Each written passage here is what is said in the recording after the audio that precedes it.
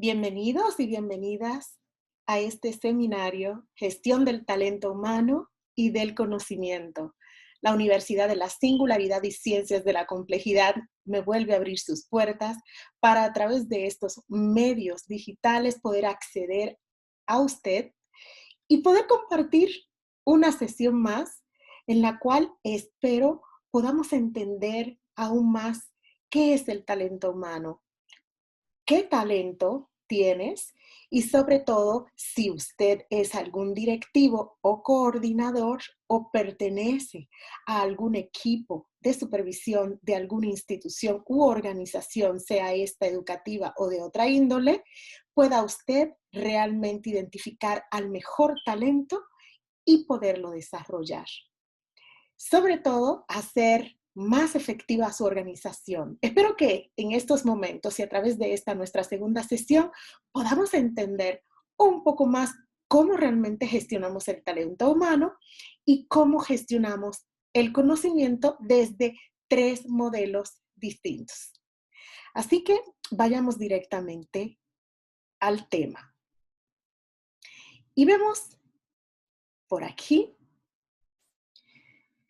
que estamos enfocados en esta situación de la gestión. La semana pasada o en la sesión pasada hablamos de qué es gestionar, qué es tramitar, es accionar, es buscar la manera, los recursos de cubrir ciertas necesidades que tiene la organización para ser cada vez más efectiva, pero también para tratar al ser humano con el valor, la integridad que éste merece.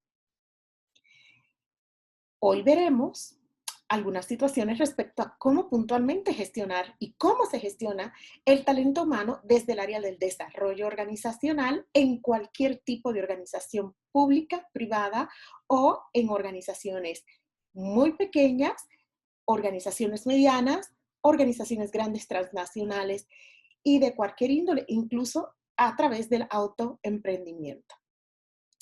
Bueno, puse una cuestión aquí que se me hace de mucho valor. ¿Qué nos sucede? ¿Qué es lo que nos sucede? Bueno, es normal que cualquier persona que se acerca a esta disciplina del desarrollo de las organizaciones se pierda un poco entre pues, la gran maraña de los conceptos, porque son aparentemente similares. Pero vimos la semana pasada o en la sesión pasada que debemos tener mucho cuidado porque hay conceptos que ya prácticamente son obsoletos por la forma en que se venía abordando y se venía tratando al ser humano dentro de las organizaciones. Sabemos que por un criterio de integridad, de dignificación también del ser humano, el hablar del ser humano que trabaja o que labora para una organización pues prácticamente el concepto recurso humano ya está siendo desplazado por capital humano, debido a que este es comprendido y entendido en su complejidad, pero también en su singularidad y su particularidad, y que lo vemos como un ente activo, propositivo, que ayuda e impulsa a la organización a ser mejor, y no como una persona o un ente pasivo, receptivo, subordinado, subyugado e incapaz de aportar conocimiento a la organización. ¿Qué es el talento humano, por lo tanto? Vemos aquí que el talento humano lo podemos comprender de la siguiente manera, aunque hay muchísimas acepciones al término, pero esta se me hace una definición bastante concreta y comprensible, sobre todo para aquellos que están apenas iniciando en este mundo del desarrollo organizacional. Lo vemos como el talento, como un conjunto de prácticas y técnicas al parte de políticas. Al talento humano lo vemos como, voy a abordarlo de la siguiente forma, como este conjunto de habilidades que posee este ser humano que se acerca a una organización o que es atraído por una organización.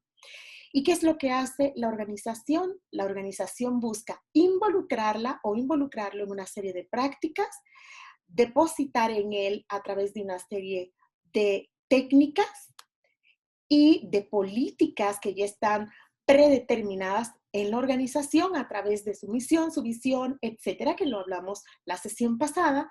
Y lo que busca la organización es que esta persona, entendida como un ser humano, que está dotado de capacidades y de recursos intelectuales, anímicos, experienciales, etcétera, se integre a la organización y la dirección de los colaboradores de la organización hagan que junto con la integración y la conformación de diferentes planes de vida y carrera, esta persona se desempeñe de una manera eficaz y eficiente en y que la organización por consecuencia alcance los objetivos que se ha planteado.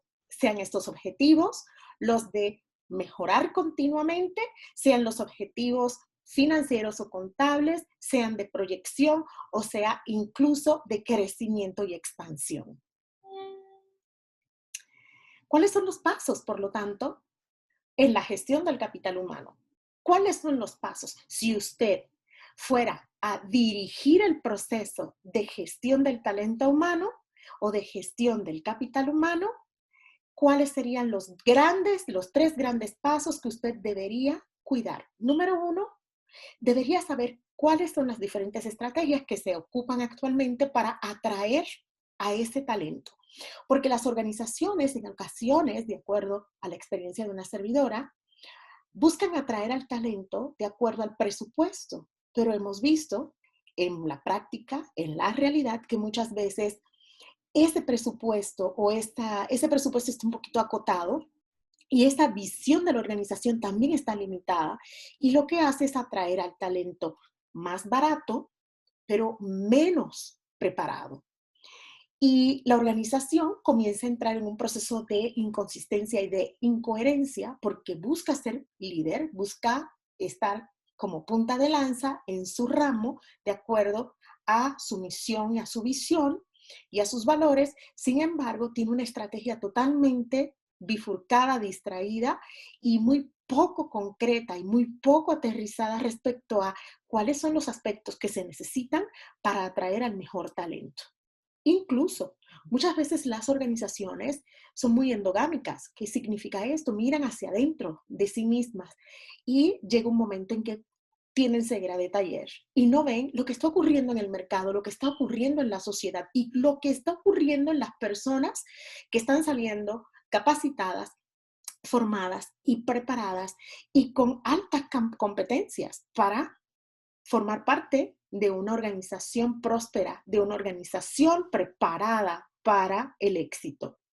En segundo lugar, uno de los pasos importantes es saber cómo mantener a ese colaborador. Cómo mantenerlo entusiasmado, automotivado, autodirigido, encaminado, que se vea a futuro en esta organización, que se vea aprendiendo en la organización, que vea que la organización invierte en su crecimiento.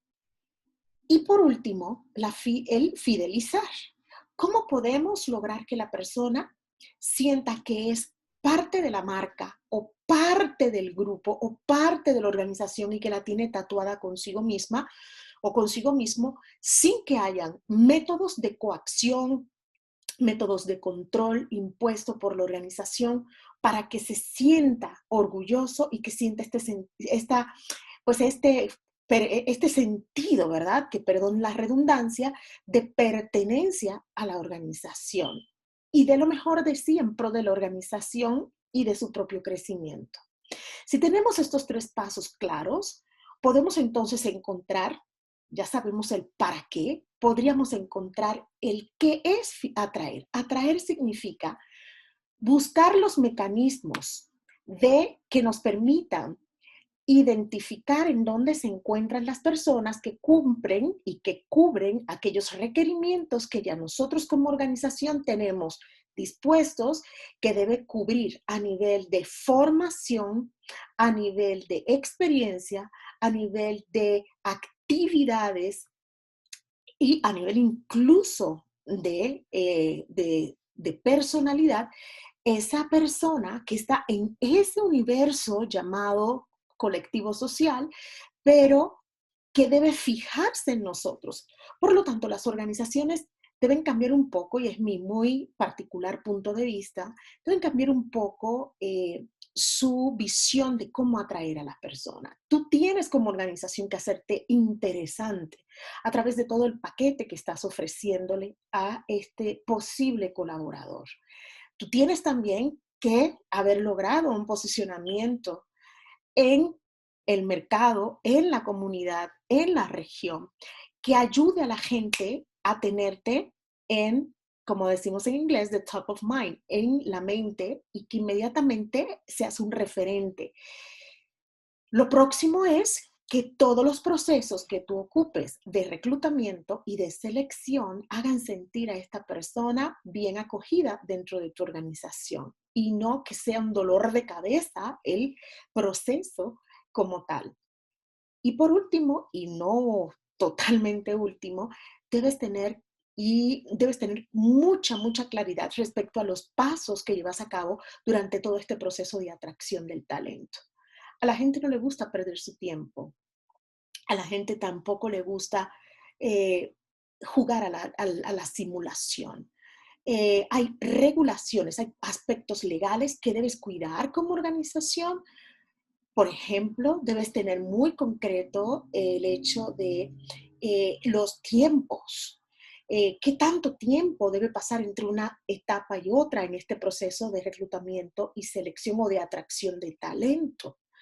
De forma tal que esa persona, que muchas veces no solamente te está mirando a ti como posible organización, sino a veces están mirando a varias y están entrando en varios procesos, en varias empresas o en varias instituciones, y te está viendo a ti como un posible candidato. Fíjate que cambió un poco la visión. Antes la gente a veces se peleaba por entrar con la organización en cuestión y ahora la gente tiene un abanico de opciones. Y muchas veces lo que está es tratando de ver quién le da más o quién le ofrece algo diferente o interesante y sobre todas las cosas, quién le da certeza. Certeza a nivel laboral, certeza a nivel financiero, certeza a nivel de prestaciones y servicios, cercanía, proximidad, estilos de trabajo flexibles en muchas ocasiones, ambiente de trabajo, eso es sumamente importante. Si la cultura de la organización es muchos de ellos dicen que es prioridad número uno. Nadie gusta estar en un entorno en donde se sienta o incómodo, maltratado o ignorado. El mantener a la persona guarda mucha relación con todo lo que es la formación o la capacitación.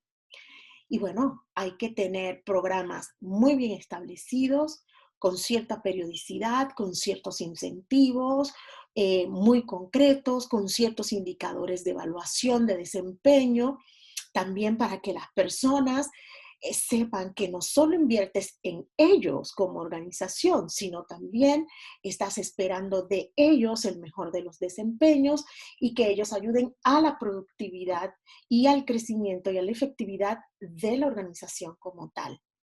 La fidelización es bien importante tener un programa muy claro de comunicación organizacional que ayude a bajar todo este marco ideológico que es la visión, la misión, los valores o el sistema de creencias de la organización.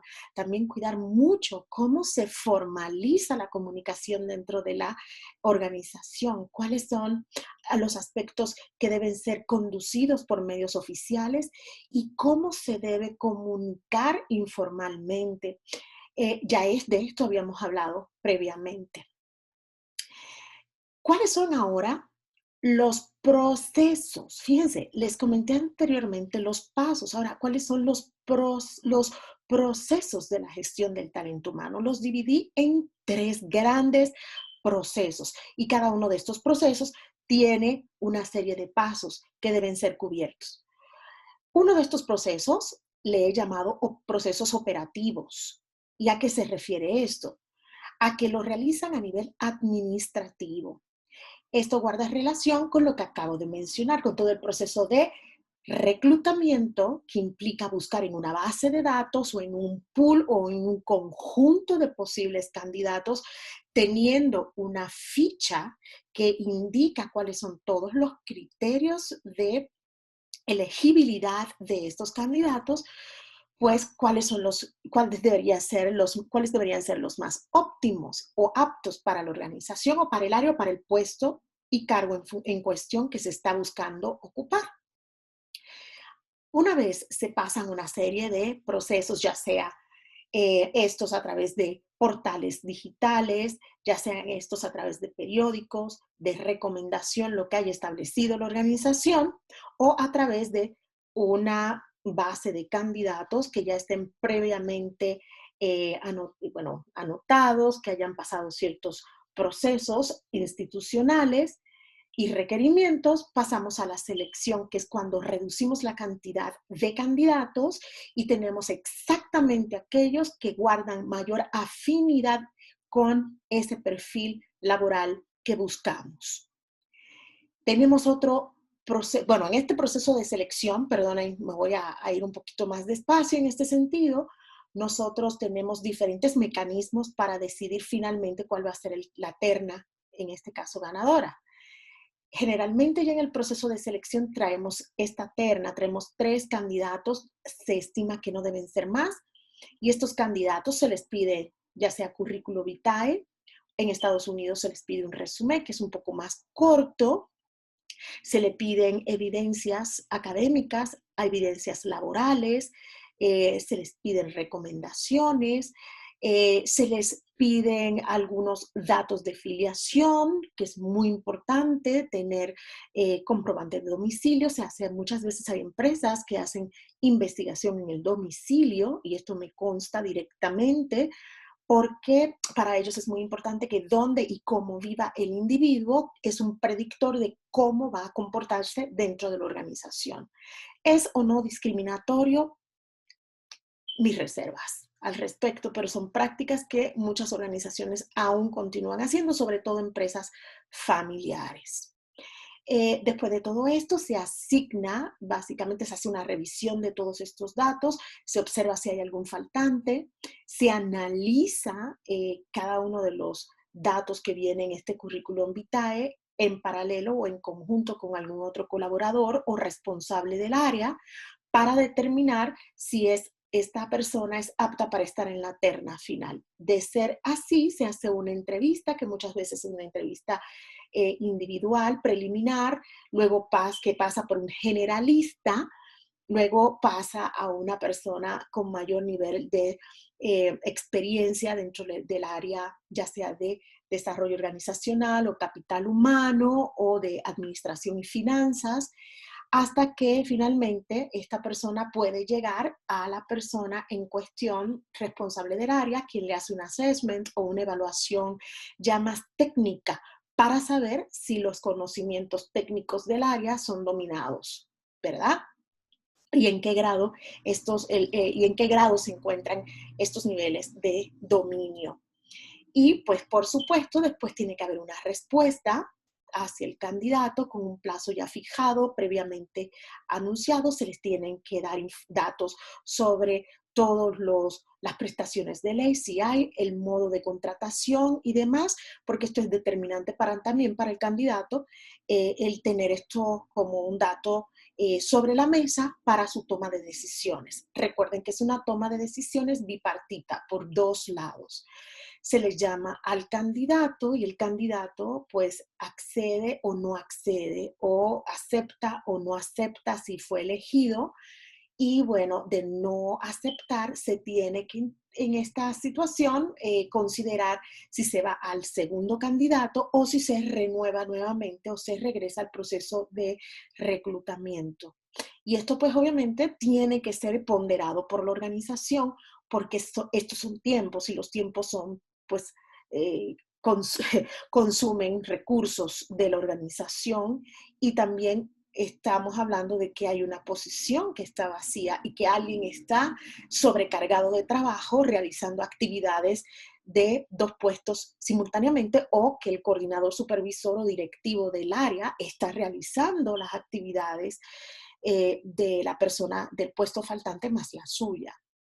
Esto pues puede en algún momento, si esto se prolonga por mucho tiempo, poner en riesgo la productividad y la eficiencia y la eficacia terminal del área. Bueno, habiendo explicado con un poquito más de detalle todo esto, pasamos al proceso de formación. Ya el candidato fue elegido, firmó contrato, que es muy importante, firmó contrato. Este contrato ya fue consensuado por ambas partes, es de pleno conocimiento, tiene una copia. Esto se manda por parte de la organización al área jurídica y comienza el proceso de formación con la inducción y bueno, con la inducción al puesto y con la inducción a la organización.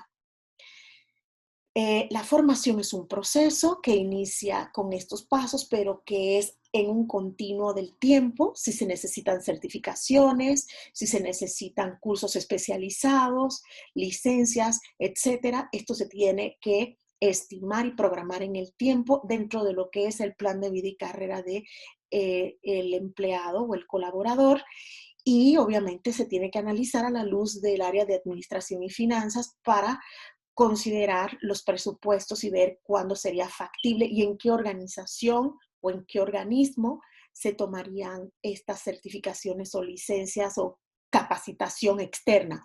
O se valora si la capacitación puede ser dada de manera interna, lo cual reduce muchas veces los costos operativos.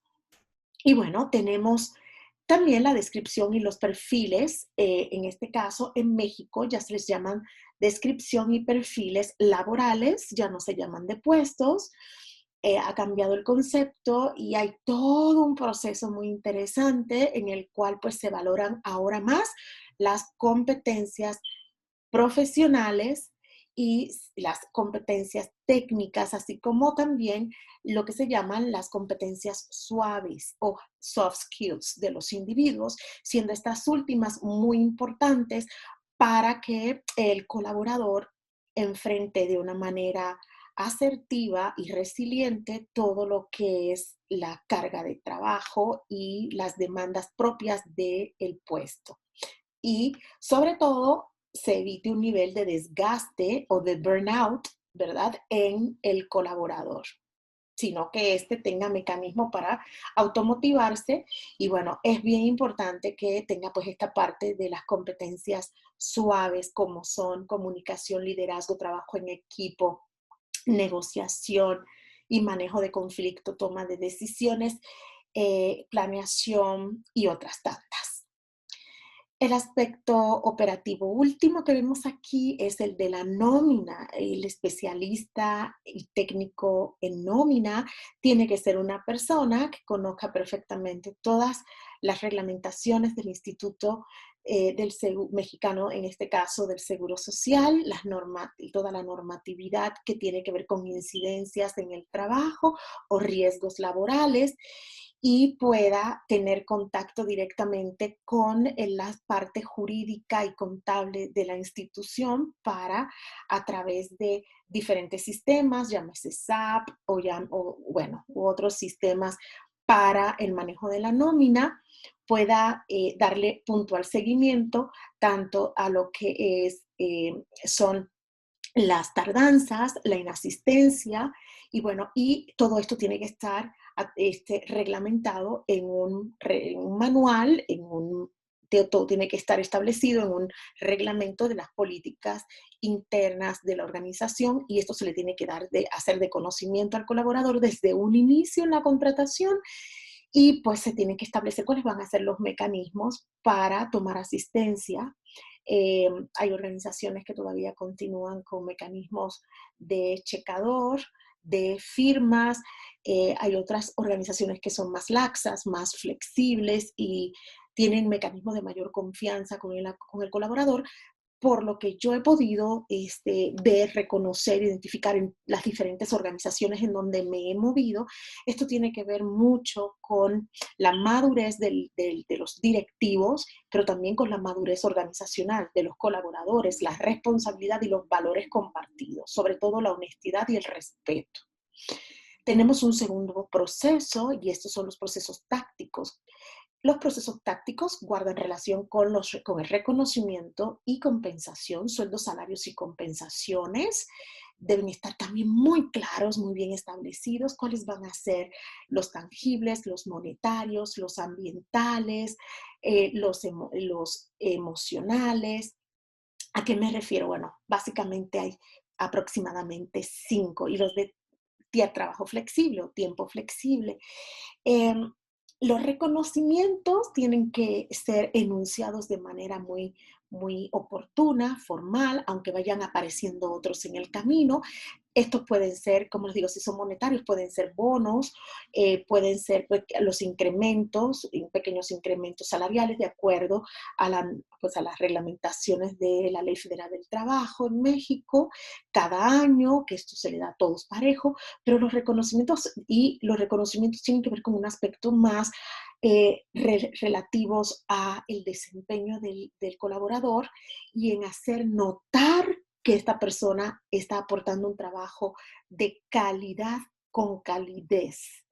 Es decir, que está aportando al servicio al cliente, que está dando un poco más o incluso puede ser si es un área comercial que alcanzó unos niveles sostenidos de ventas altos y sobresalientes con relación a todo el equipo de trabajo. Y los reconocimientos pueden ser muy tangibles, pueden ser diplomas, medallas, placas, colocar su foto en algún lugar. Y bueno, los estudiosos en este aspecto comentan que esto del empleado del mes es una práctica que ya está cayendo en la obsolescencia porque promueve la competencia interna, lo cual hace que las personas choquen y genera mucha rispidez entre los colaboradores de un área. Por lo tanto, se recomienda el sistema de puntos en donde se le da a cada individuo una serie de puntos o una serie eh, de micro reconocimientos y a lo largo de un tiempo, pues a todos se les da un reconocimiento de acuerdo a lo que han aportado. Y las compensaciones pueden estar a margen de la ley o pueden ser compensaciones extraordinarias como bonos, pueden ser viajes, pueden ser días libres, lo que determine la organización y que esté de acuerdo a la reglamentación federal del trabajo. Salud y seguridad, aspectos esenciales, cómo se promueve lo que le llamamos el wellness en la organización, el bienestar, cuáles son estas prácticas para que los individuos se mantengan bien. Esto tiene que ver mucho con la ergonomía, con los colores, con la iluminación, con la ventilación, con el ruido. Esto tiene que también, esto guarda mucha relación con las jornadas de trabajo, los tiempos prolongados, sentados o parados. Esto guarda relación con el equipo de seguridad que tengan o el equipo bueno, en este caso, las personas que trabajan sentadas, que tengan unas sillas ergonómicas que les permitan no lesionarse fisiológicamente, ninguna estructura de su cuerpo.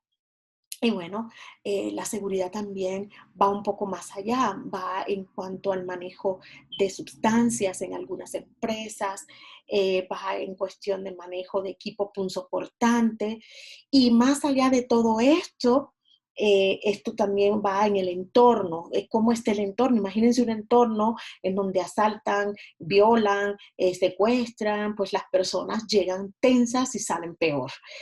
También esto de los robos hormigas, de los colaboradores que a veces pues tienen uñitas largas y se llevan una cosita aquí, una cosita allá y no tienen este grado de honestidad necesario y le pegan a la empresa, le pegan a la organización porque le quitan sus activos, vaya, lo que tienen, los recursos y a la larga esto se convierte pues en todo en un episodio de sustracción, ¿verdad?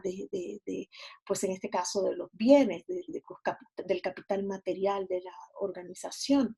Y bueno, muchas organizaciones han tenido que recurrir a la revisión de mochilas ¿verdad? De cada uno de los colaboradores. Esto es discrecional y guarda mucha relación más con la industria de la producción o manufactura que con la industria educativa o de servicios. Pero lo vemos, por ejemplo, en supermercados, etcétera, que hasta lo hacen con nosotros, los clientes, que nos piden el ticket al salir y verifican la mercancía que llevamos, supuestamente para que todo haya estado correctamente cobrado, pero sabemos que estos son mecanismos de seguridad y control. Y las relaciones sociolaborales, cómo se relacionan los diferentes equipos de trabajo. Tuve la oportunidad de conocer un caso de éxito en Puebla, allá hay, bueno, donde ustedes viven en México, una empresa textil que una señorita recién egresada de psicología organizacional es contratada y se da cuenta que no se llevaban entre sí los colaboradores, había mucha rotación de empleados, había mucho siniestro de materiales en la empresa por parte de los mismos empleados, mucha desmotivación, la producción había bajado y muchos conflictos en el nivel operativo de la organización. Ella lo que hace en síntesis es forma equipos de fútbol y cada área es un equipo de fútbol, ella identifica, ¿verdad? A través de un cuestionario, de entrevistas y de un tiempo, como experimento social dentro de la organización, lo que más le gusta a ellos, identifica qué es esto, que es el fútbol soccer, les pone uniforme a las mujeres que no quieren participar, le da otras actividades más administrativas dentro de sus equipos y todos los días una persona rotaban una persona de cada área de la organización con una playera de diferente color cada una, se reunían a socializar la información. ¿Qué quiere decir esto? A compartir qué habían hecho ellos en su área el día anterior, con qué se habían enfrentado y hacían un análisis situacional de cada una de sus áreas. Compartían lo que había sucedido en cada una de sus áreas durante unos 10, 15 minutos, coordinaban esfuerzos, se iban a sus áreas y pues después tenían posterior a toda la jornada laboral, tiempo para poder practicar deporte, le hicieron pues como cancha llanera de fútbol y hacían campeonatos, toda una liga, un campeonato, le daban trofeos, le daban compensaciones a las personas de acuerdo a los equipos, de acuerdo a la posición que llegaron, a todos compensaban. Y bueno, en un año la organización incrementó de haber estado en déficit, tuvo un superávit en su retorno de inversión de un 70%. Fíjense, de estar en un menos 30, logró un más 70%. Y las personas muy contentas, muy a gusto, y el nivel de inclusión de los colaboradores aumentó y la rotación, es decir, la gente que de manera voluntaria se iba, disminuyó, los siniestros disminuyeron, los riesgos también disminuyeron y la organización prosperó. Y a ella pues les regalaron un Mercedes-Benz como parte de la compensación por este proyecto tan interesante que realizó. Y bueno, por último tenemos el proceso de la gestión estratégica o de las gestiones estratégicas. Aquí lo tenemos básicamente como alinear los recursos humanos o alinear el capital humano con la estrategia de negocio. Es decir, ¿para qué es importante? Muchas veces el área de capital humano o antiguamente o continuamente llamada recursos humanos se considera como un área intangible o de menor importancia. ¿Qué es lo que han demostrado los estudios? Es muy importante invertir en la gente, tanto tiempo como recursos materiales, tecnológicos y económicos. ¿Y por qué? Porque la gente es clave para la estrategia del negocio, para el plan estratégico de la organización. Es clave. Los maestros son claves para poder ser buenos educadores. Los planes de carrera también son estratégicos y deben crearse desde que la persona ingresa a la organización. Y si esto ya no ocurrió cuando ingresó, bueno, trabajar sobre el plan de carrera. ¿Esto qué significa? ¿Cuáles son los diferentes indicadores de desempeño de cada colaborador? Medir a la gente es importante porque si no, no sabemos cómo está el desempeño del colaborador en función de los indicadores de desempeño de cada área, ni de los indicadores de desempeño de la organización que están fijados en el plan estratégico anual. Debe haber una correspondencia entre todo esto y muchísimo menos sabemos cómo vamos a hacerle para realizar nuestro trabajo, es decir, los procesos y procedimientos correctos para poder trabajar de una manera sincrónica dentro de la organización. Roles estratégicos del talento humano. ¿Cuáles son estos roles estratégicos? Pues número uno, tenemos aquí, esto ahí puse el doctor Dave Ulrich, es el creador de este modelo. Administración de recursos humanos estratégicos, es decir, el área de desarrollo organizacional o de recursos humanos debe convertirse en un área estratégica, no en un área operativa. No es un área administrativa, es un área estratégica que debe estar en las conversaciones de los directivos de la institución o de la organización. En el caso de las escuelas, debe ser una persona que esté apoyando y coadyuvando los esfuerzos de los directivos del centro educativo.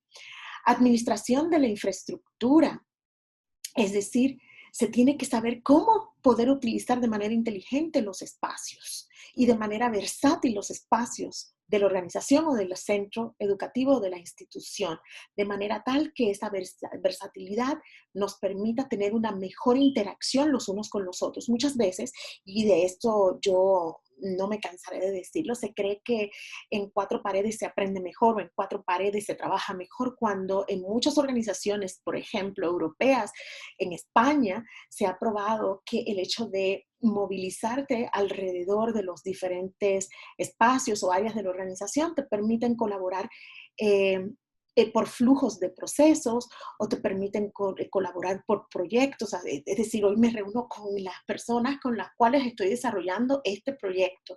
Entonces todos interactuamos y estamos físicamente visibles los unos a los otros, audibles los unos con los otros, y después me muevo a otra área. Pero nuevamente, esto guarda mucha relación con la administración de la infraestructura, guarda relación también con la administración de la contribución de los empleados o de los colaboradores. ¿Cómo van a coordinar esos esfuerzos? ¿Y cómo vamos a hacer trazabilidad de los flujos de procesos y de los proyectos, de la administración de proyectos dentro de la organización? Si es que así vamos a trabajar o si vamos a seguir trabajando de manera tradicional, bueno, tenemos que acatar las consecuencias que sobrevienen en estos nuevos tiempos de este trabajo tradicional, que es un trabajo como en celdas, que es un trabajo más individualista y menos integrativo. Y por último tenemos la administración de la transformación y el cambio. Las organizaciones ágiles son organizaciones que están moviéndose, son organizaciones que están todo el tiempo buscando cómo ingeniar y cómo crear, cómo innovar, cómo aprovechar al capital humano y a los recursos, que están buscando la manera de transformar sus procesos y hacerlos más, repito, ágiles. Hay organizaciones muy lentas, que el cambio cansa, que la gente se aburre, ¿verdad? De hacer lo mismo, lo mismo, lo mismo, porque no son organizaciones que busquen el cambio, son organizaciones que buscan perpetuar la tradición. Bueno, y al que no le guste, ¿verdad? El tipo de organización donde está, como decía un maestro que me dio alguna vez un coaching, decía, pues opte por otra cosa, si no se siente feliz en donde está. Pero también tenemos que hablar que las organizaciones tienen personalidad, las organizaciones tienen comportamientos y estos comportamientos a veces afectan a los que están conviviendo en esos espacios. Hay mucho por hacer y hay mucho por diseñar, desde los directivos hasta los colaboradores. ¿Qué procesos forman parte del talento humano? Bueno, ya les hemos comentado, el empleo. La gente debe saber que en su contrato ha empleado, está empleando su talento para desarrollarlo y para darle justamente a la organización un rédito o darle un beneficio. Eh, ¿Cuál es tu techo en este caso? ¿Cuál es tu techo de cristal? ¿Hasta dónde quieres crecer? Tienes que ser muy claro con tus superiores, ya sean directos, jefes directos, que es en primer lugar a quienes debes recurrir, de cuáles son tus aspiraciones dentro de la organización. Y también tomarle la temperatura a la organización o a la institución. ¿Realmente esta organización está lista, está arquitectada, está programada y diseñada para que yo crezca, o simplemente para que yo siga de una manera estable empleando mi esfuerzo, mi talento, mi tiempo, mi ser durante un tiempo prolongado de años? Esto también tiene que estar en la báscula para que tú vayas a sopesar si realmente tu talento ahí va. a ser desarrollado o definitivamente no. Tenemos por otro lado la administración de personal como otro de los procesos que forman parte del talento humano.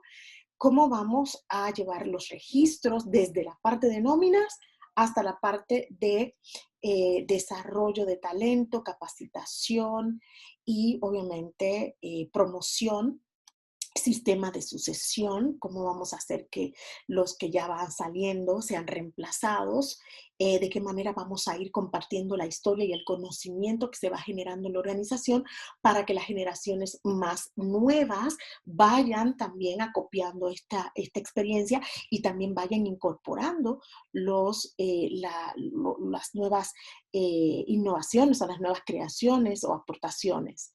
La retribución es muy importante. Hoy en día me decía el director de una empresa farmacéutica, un colombiano muy brillante, el caballero, ya retirado, me decía, llegan los jóvenes a preguntarme antes de yo iniciar la entrevista que si le vamos a dar coche y que si le vamos a dar viajes. Y que todavía no me has comprobado que eres capaz de trabajar aquí, ya me estás pidiendo esto. Y él decía, los jóvenes muchas veces lo que quieren es comer carro o comer coche y comer ropa. Yo decía, ¿cómo que comer coche y comer ropa? Me decía, sí, quieren tener un trabajo que les dé una imagen, que les dé un estatus social, gastan todo su sueldo en un auto, todo su sueldo en ropa y no están viendo a futuro. La retribución vista como un proceso tiene que también estar acompañada de procesos o programas en donde se les ayude a los colaboradores a gestionar sus finanzas personales, porque la vida no es eterna, los tiempos son cortos y la calidad de vida está ligada también a una buena gestión de las finanzas. Y bueno, esta parte de que los jóvenes comen coche, ¿verdad? Pues es todo el tema de lo que está en el colectivo social, ¿no? La apariencia, la imagen, el parecer más que el ser. Y finalmente tenemos las relaciones laborales, que en ocasiones, dependiendo del tipo de institución, hay figuras o roles muy definidos que son las personas que trabajan por parte de los sindicatos, por parte de los colectivos, las asociaciones, y son representantes de él, en este caso, de el empleado, del colaborador, y protege los intereses de estos frente o en contra de la organización o la institución. En muchas ocasiones tenemos lo que se llaman sindicato blanco, ¿verdad? Ya sabemos de esto, sindicato rojo.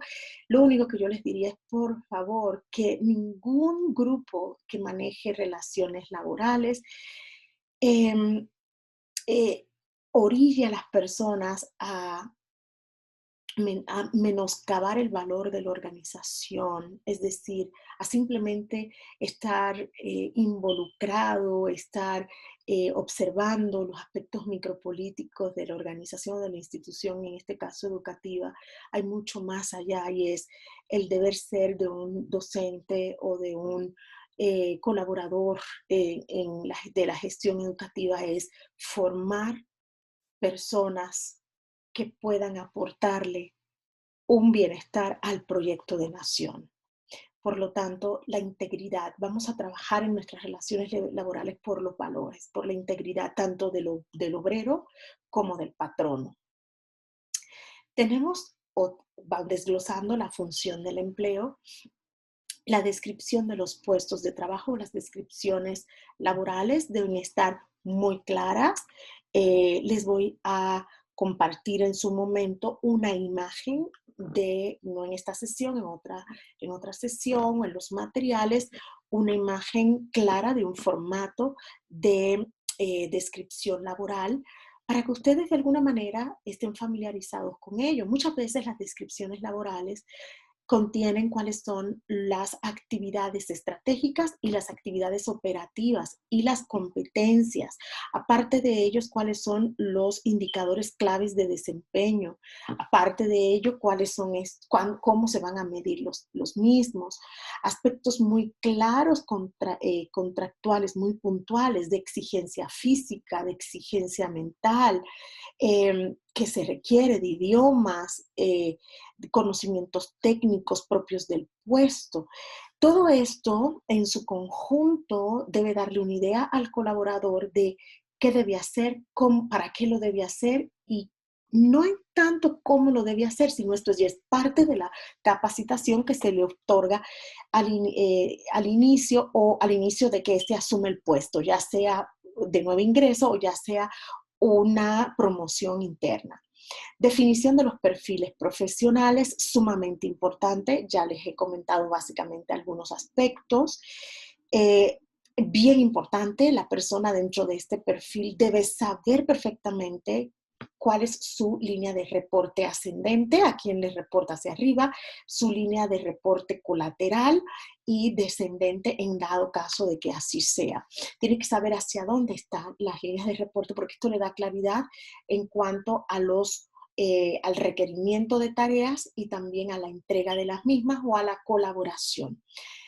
Hablamos también de la selección de personal, poniendo de antemano el reclutamiento y posteriormente la selección de personal, preferentemente que ésta sea limpia y limpia de corrupción alguna, la formación, que es equivalente a la capacitación, y la inducción y la reinducción. Recomiendo mucho por lo menos cada año, año y medio, establecer todo un programa de reinducción, aunque los colaboradores, llámense como se llamen, secretaria, director, maestro, plomero, como se llame, el inducir nuevamente a la persona al puesto y a la organización, porque los tiempos cambian y las personas tienen que ir sabiendo cuáles actividades han caído ya en lo obsoleto, en la obsolescencia y cuáles son nuevas.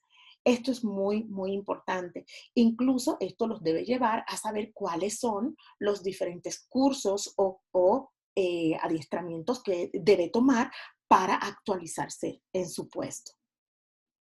También tenemos aquí la identificación del cargo, datos generales, la dimensión administrativa, las decisiones, quién las toma, cómo se toman, el perfil del cargo, las competencias, todo esto viene en el perfil laboral, como ya les había comentado, las áreas de responsabilidad clave, qué se hace, cómo se hace y para qué se hace, en síntesis. La selección, aquí tienen ustedes ya todos los parámetros claritos que ya les había comentado anteriormente. Nada más observen lo importante que es tener esto ya bien aspectado, porque esto nos da claridad de que no nos estamos saltando ninguno de los procesos. En cuanto al desarrollo del personal, fíjense ustedes, bien importante el realizar un diagnóstico, ¿verdad? En este caso, de cada uno de nuestros colaboradores en cuanto a sus competencias o habilidades. Clasificar y jerarquizar las necesidades, saber cuáles son sus necesidades, jerarquizarlas, definir los objetivos, elaborar bien un programa por área, ejecutar ese programa y medir los resultados y el impacto de esos resultados en la mejora de los indicadores de productividad de dicha área. Este diagnóstico de necesidades debe traer todas estas preguntas. Esto es un ejemplo muy sucinto. ¿Qué se debe lograr? ¿Qué se debe hacer? ¿Qué conocimientos, habilidades, actitudes requiere la persona que ocupará el puesto? ¿Qué está logrando y qué está haciendo? Esto puede ser a través de un autoinventario, la persona puede contestarse a sí misma y también se puede hacer a través de un cuestionario o un diagnóstico 180. Los colaboradores de esta persona o los directores pueden hacer una ratificación de lo que observan que este puesto de este colaborador también está haciendo como una coevaluación y como una heteroevaluación, y estas tres se pueden vincular para dar datos más fidedignos y darles retroalimentación, por supuesto. Tenemos nosotros ya el programa, ya elaboramos el programa de gestión de capital humano del conocimiento. Este programa obviamente es un programa curricularmente bien organizado, bien estructurado, que debe contar con una tabla de contenidos, una metodología, ya sea orientada al trabajo colaborativo, ya sea orientada al diseño de pensamiento, de proyectos, el método de casos, ya sea esta de aprendizaje-servicio, bueno, se determinará. La institución lo debe hacer y debe estar muy vigilante y debe tener muy, muy, muy claro cómo la metodología le va a aportar agilidad para desarrollar este programa en cada una de sus áreas, para desarrollar este capital. Fechas y horarios, muy importante.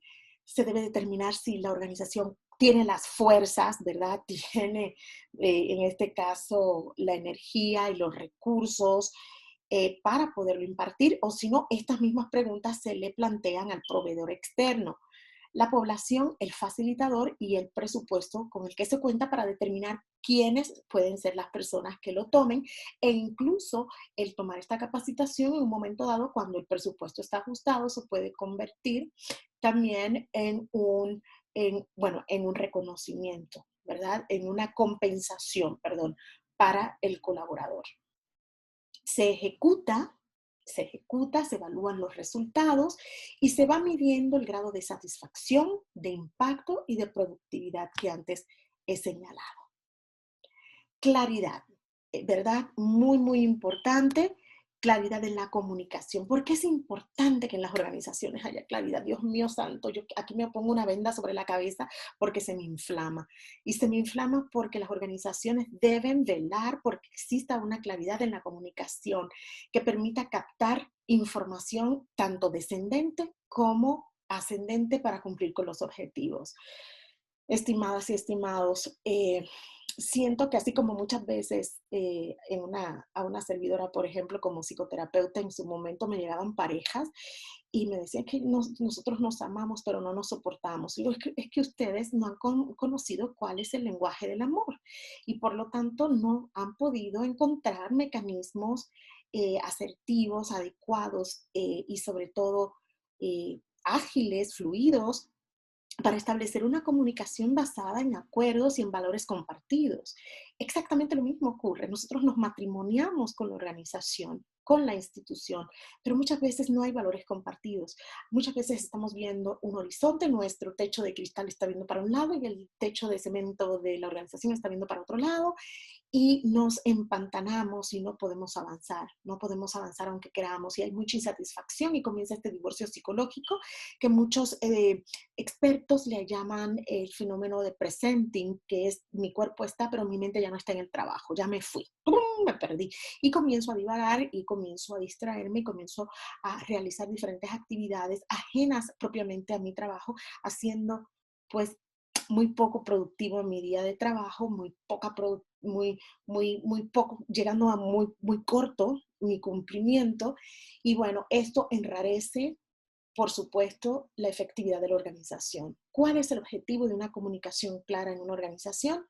Pues el cumplimiento de las normas y las políticas, como en un hogar. Los hijos deben respetar, y los padres también, las normas y los acuerdos a los que se hayan llegado para que haya orden y para que haya certeza de que las cosas, como se hayan conformado y como se hayan establecido, sucedan. Lo mismo en la organización. Y esto muchas veces no sucede y parecen chivas en cristalería, ¿verdad? Unos para allá y unos para acá y apuntándose unos a otros y acusándose. La cultura de la organización precisamente guarda relación con las tradiciones, guarda relación con los comportamientos y guarda relación también con las expectativas y con la comunicación que se establece dentro de la comunicación verbal y no verbal, que incluye hasta la imagen física, ¿verdad? Y bueno, tenemos la misión, la visión, los valores, los objetivos de la empresa, que por ejemplo siempre tomo como punta de lanza Bimbo, que es muy creativo.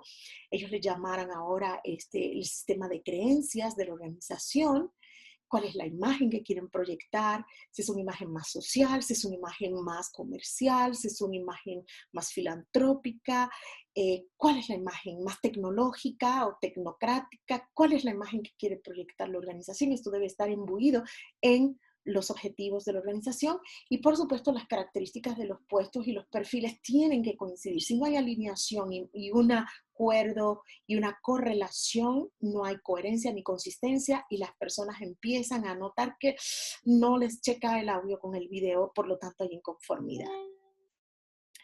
Herramientas para dar, para que la dirección eh, para que la dirección dé a conocer las percepciones de sus colaboradores. Tenemos encuestas que se pueden ocupar 360 grados, 160 grados, o simplemente en una área de trabajo, o departamento, o comité. Tenemos entrevistas personales que pueden ser abiertas o pueden ser semiestructuradas, mesas de trabajo en donde, y estas me encantan, en donde yo les recomiendo muchísimo que ocupen la técnica de World Café de Juanita e Isaac, de Juanita Brown e Isaac. Les recomiendo mucho esa técnica, la pueden conseguir a través de el motor de búsqueda más común que ocupamos. Para poder intercambiar opiniones, para generar trabajo colegiado, para generar acuerdos, para crear programas. Tiene una multiplicidad de objetivos. Tenemos también representantes del personal, como les platiqué, de la empresa de Puebla, ¿verdad? Que se reúnen para socializar la información, hacer análisis situacional, resolución de problemas y satisfacción de necesidades en conjunto. Y también están los famosos buzones de opinión, que muchas veces no se ocupan o muchas veces las personas temen, pero también pueden ser muy interesantes e incluso pues hay encuestas que son eh, tipo buzón, hay encuestas que son anónimas de manera digital y bueno, pueden acceder a las mismas de acuerdo al nivel de confianza que tenga el empleado de que su información va a ser discrecional. Respecto a la administración del personal, ya hemos comentado la importancia de tener claridad con respecto a los contratos laborales, la nómina, la seguridad social. Estamos haciendo un desglose de lo anteriormente visto, la gestión de los permisos, vacaciones, horas extras, etcétera, el control del ausentismo y el régimen disciplinario. Esto es bien importante, organización que deja pasar por alto una indisciplina o una falta grave y no somete al colaborador a algún tipo de sanción, no solamente de sanción, sino de generar evidencia en su expediente, pues como sucede en cualquier parte de nuestras sociedades, el individuo que no tiene una consecuencia está destinado a repetir el error y cree que el error es correcto. Y esto obviamente afecta a todos los colaboradores porque ven que la organización o que la institución no tiene firmeza y no tiene, sobre todas las cosas, eh, compromiso para salvaguardar la seguridad y las garantías de cada uno de los colaboradores. La contratación, ¿qué es la contratación? Los tipos de contratación, hay contrataciones por horas, hay contrataciones que no tienen prestaciones de ley, hay contrataciones que sí tienen prestaciones al margen de la ley, hay contrataciones por obra determinada, hay contrataciones por proyecto, hay muchos esquemas de contratación. Lo importante es que el individuo tenga claridad de para qué me estoy contratando, cuáles son las obligaciones, porque un contrato es un acuerdo y le llamamos en derecho un contrato de adhesión. Yo me adhiero me comprometo con cumplir y de incumplir habrá una sanción. Buenas prácticas, en este caso del capital humano, buenas prácticas, pues bueno, tenemos aquí los tipos de vinculación según las necesidades de las organizaciones, organizacionales, como las había comentado. Bueno, les comento rápidamente, trabajé para una empresa transnacional de alta tecnología, de comunicación y de información, y ellos decidieron que iban a conservar su estructura organizacional, pero su estructura funcional, es decir, la manera en que iban a diseñar los trabajos, iba a ser a través de flujos de proyectos. Y ellos tenían diferentes proyectos en los cuales las áreas trabajaban de esta manera, así, de manera transversal, y posiblemente tú eras líder de un área, pero para el proyecto, vamos a decir, X, tú eras un colaborador más. ¿Qué sucedió? Yo vi cómo ocurrió cómo ocurrió la transición. Al principio, sobre todo a los latinos, se les hacía muy difícil entender si eran directivos, entender que en el proyecto X no iban a tener más que una participación como un profesional con sus conocimientos técnicos. Y bueno, y peleaban el control y la autoridad dentro de los flujos de los proyectos. A los no latinos, pues como que sí les caía un poquito más la onda de que era pues un proyecto, una forma dinámica de trabajar. Sin embargo, muchos buscaban, sobre todo los hispanos, los latinos, muchos buscaban a ese papá, es decir, papá jefe, que les dictara qué hacer, cómo hacer, al que pudieran recurrir. Entonces ahí quizás se perdió un poco esa figura de mando que pudiera eh, canalizar y coordinar esfuerzos, necesidades y recursos para su personal. Bueno, pros y contras, ¿verdad? No sé actualmente cómo estén trabajando, pero en su momento fue una propuesta para hacer que se trabajara de manera sinérgica dentro de su organización. Y lo más interesante, y aparte trabajaban de diferentes puntos del mundo, en diferentes usos horarios, todo un experimento global. En este sentido, tenemos que ver la vinculación según las necesidades, como les he dicho, cumplimiento de la normatividad, obviamente la puntualidad en pagarle a los colaboradores, el trabajo por resultados o el trabajo, en este caso, por objetivos, el teletrabajo, que ahorita con esta nueva normalidad es el pan nuestro de cada día, y muchas personas no han sido capacitadas para poder adecuar sus ambientes, en este caso, ya sean sus ambientes domésticos, en ambientes de trabajo, los tiempos y cómo ser más efectivos y más productivos. Ha sido una transición desinformada en muchos países. Bueno, reglas claras desde el principio es muy importante. Les dejo aquí información valiosa sobre la importancia de la retribución, los sistemas de retribución del personal, la evaluación puntual por resultados. Déjenme comentarles que en muchas organizaciones para la retribución se toma en cuenta si el colaborador creó un plan de mejora personal y lo alcanzó, es decir, voy a perder 30 kilos en un año. Si lo alcanzó, esto se le evalúa y también se toma para la retribución, pero estas son fórmulas de diferentes tipos, ¿verdad? De esquemas de trabajo. La definición de las políticas de incentivos y algo bien interesante, el salario emocional, del cual hablaremos en una próxima sesión. El salario emocional. La motivación en los colaboradores es fundamental, el mantener a la gente con esa inyección, y yo no he encontrado todavía una organización en donde el director con cara de palo motive a su gente.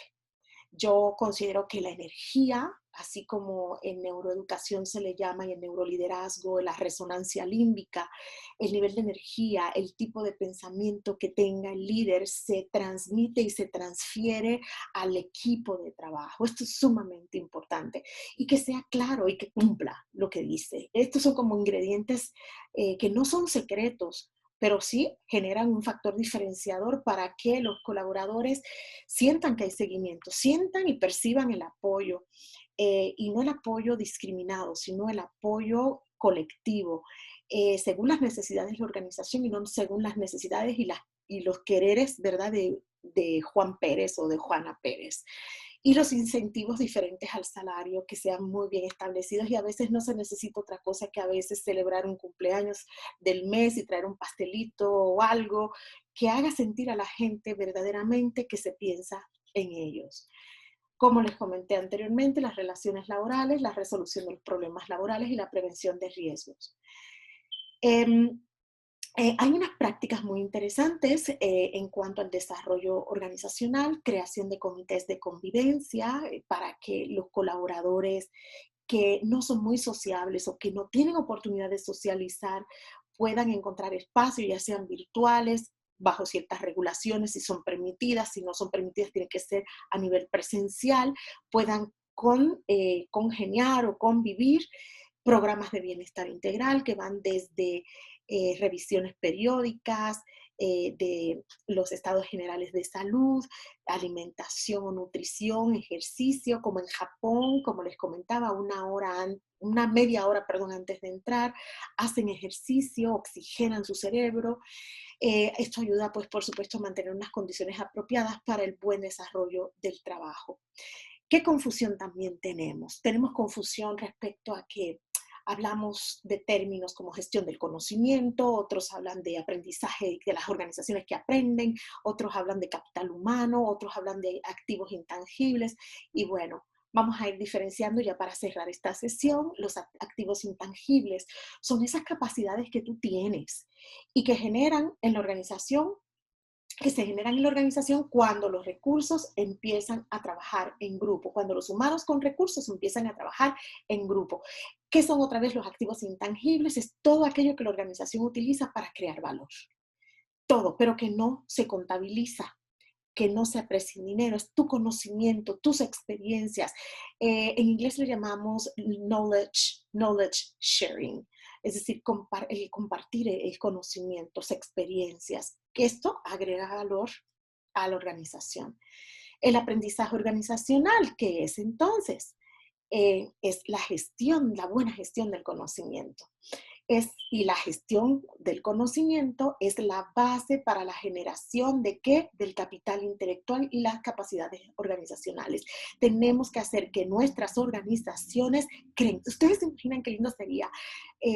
Mi madre, por ejemplo, fue directora de la Escuela Libre de Música en Puerto Rico y después del Conservatorio de Música y después de la Escuela Libre de Música. Bueno, fue directora en ámbito de educación musical, pero lo interesante era que decían, la Escuela Libre de Música de San Juan, Puerto Rico, se distingue porque de ahí han salido los mejores pianistas de las orquestas sinfónicas de Boston, para la Orquesta Sinfónica de Boston, de Filadelfia. Es decir, se dedicaron a crear lo mejor de lo mejor en tema de piano, en tema de instrumentos medievales. ¿Sí me explico? Eh, Esto es lo que aporta conocimiento.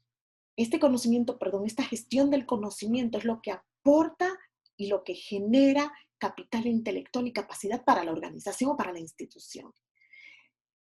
Y esto es bello, tienen un factor diferenciador por encima de otros. Imagínense, mi escuela es especialista en generar tal o cual cosa, como lo hacen las escuelas rusas, en su momento japonesas y en su momento también chinas. Y bueno, vamos a nada más dar una breve pincelada porque esto es motivo de la tercera sesión. Vamos a hablar de modelos de gestión del conocimiento. ¿Cómo vamos a gestionar no solo al talento, sino al conocimiento de la gente para que esto ayude a generar capital intelectual y que la organización aprenda, sean organizaciones que aprenden, organizaciones que crean, que innovan, que son organizaciones con innovación transformacional o incluso organización divergente. Y tenemos el modelo de Nonaka y Takeuchi y su modelo dinámico de creación del conocimiento. También tenemos Knowledge Management Assessment Tool, KMAT, de Arthur Andersen. Esto, dicho más o menos en español, es una herramienta de evaluación para la gestión del conocimiento. Y tenemos por último KPMG. En la Ciudad de México está KPMG, es una empresa, googleenla porque es una empresa que trae unos modelos de gestión de talento y del conocimiento Master Prime en el mundo. Y ellos también traen un modelo muy interesante. Vamos a ver en nuestra próxima sesión el modelo dinámico de Nonaka y de Takeuchi, en donde para ellos la organización es creadora de conocimiento en tres funciones. Genera nuevo conocimiento, difunde en toda la empresa el conocimiento e incorpora lo aprendido para que esto que se creó, que se gestó acá a nivel intangible, logre migrar al campo de las tecnologías de la información y se creen, en este caso, proyectos orientados a qué? A aplicaciones, a diferentes dispositivos, a diferentes plataformas, etcétera, etcétera. ¿Qué más vamos a ver? Miren que esto es súper interesante, que este modelo dinámico de creación del conocimiento se da de manera interna. Por ejemplo, una pinceladita ahí se da de manera interna a través ¿de qué? De hacer claro lo obvio. ¿Qué significa esto?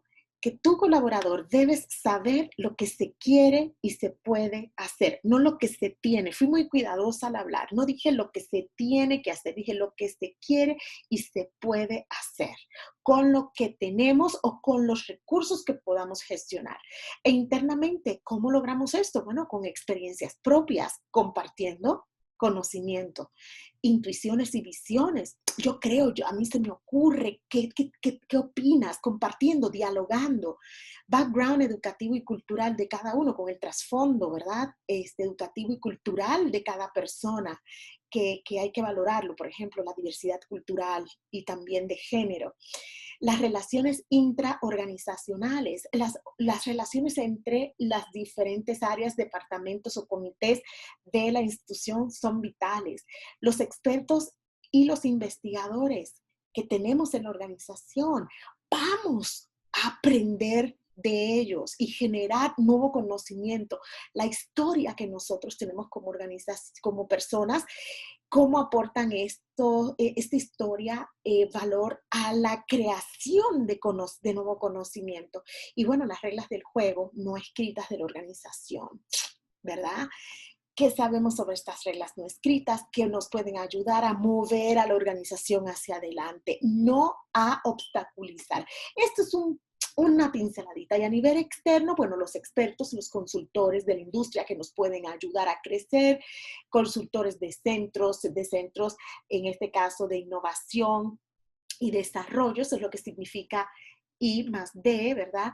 Innovación y desarrollo, relaciones interorganizacionales, cómo podemos generar en inglés decimos partnership, o estas relaciones o alianzas estratégicas con otras instituciones para crecer. Oye, si sabemos que tenemos unos profesores que son balas, ¿verdad?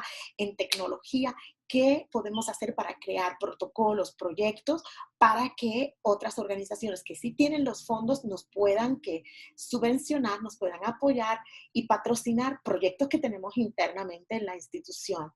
Nuestros clientes, ¿cómo podemos atraer más a nuestros clientes? Si somos institución privada, ¿cómo podemos atraer más? Investigadores académicos, ¿cómo podemos impulsar a nuestros colaboradores a que sean, en este caso, investigadores académicos que investiguen sobre teorías y conceptos, no solamente sobre aspectos prácticos o pragmáticos, o ambos? Y bueno, otros centros de investigación que nos puedan apoyar y nos podamos asociar. Bueno, esta es otra pincelada de Nonaka Itakechu. Y bueno, tenemos que un modelo de gestión del conocimiento se enfoque en la creación de valor, en este caso a los clientes. En este caso, si somos institución educativa, creación de valor para nuestros alumnos y para la comunidad a través del conocimiento que ya hemos adquirido como individuos de la organización. También la metodología consiste en acelerar el flujo de la información. No que en inglés se dice withhold. Hay personas que retienen información. Esto es mío, esto es de mi feudo. No. ¿Cómo podemos intercambiar la información que tiene valor para los individuos hacia la organización, y de la organización cómo nos pueden también bajar oportunamente información, y no hacer que la información o la retención de información se convierta en un medio de coacción, ¿verdad? De separación o incluso hasta de bullying laboral? No vamos a hacer esto. Y por último tenemos el modelo de Arthur Andersen, ¿verdad? En este modelo de Arthur Andersen, pues bueno, tenemos perdón, aquí voy a irme un poquito para acá, tenemos cómo la creatividad, la cooperación, los valores, la aplicación, ¿verdad? Cómo todo esto confluye para que la organización ocupe su experiencia y aprenda, para que la organización analice y también evalúe y sintetice todo su conocimiento. ¿Cómo podemos hablar de códigos abiertos dentro de la organización para capturar todo ese aprendizaje, ese conocimiento, innovar y distribuirlo hacia todas las redes de influencia internas en la organización?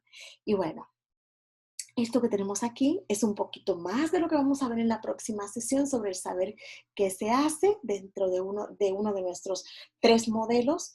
Y bueno, por último, en nuestra próxima sesión, como acabo de comentar, vamos a hablar más de estos modelos de gestión del conocimiento y vamos a ver de qué manera ahora podemos trasladarlos y aplicarlos a la educación o a la gestión educativa y a la gestión también pedagógica.